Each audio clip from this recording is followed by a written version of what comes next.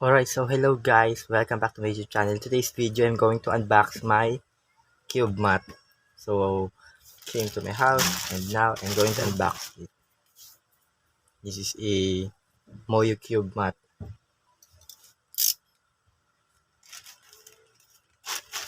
Wait, I'm scared I might slice it. Okay, the blade is not doing job. The blade is dull. Anyway,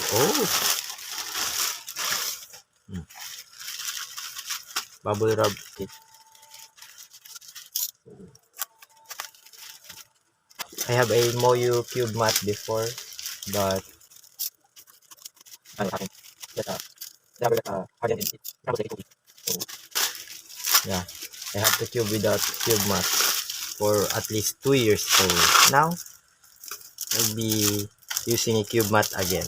Wow, it's good. I miss using cube mat. Now I'll be using it forever. Oh,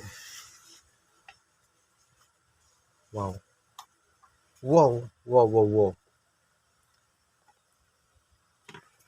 What happened? If I'm not mistaken, my order was the short one. But why did I receive the longest one?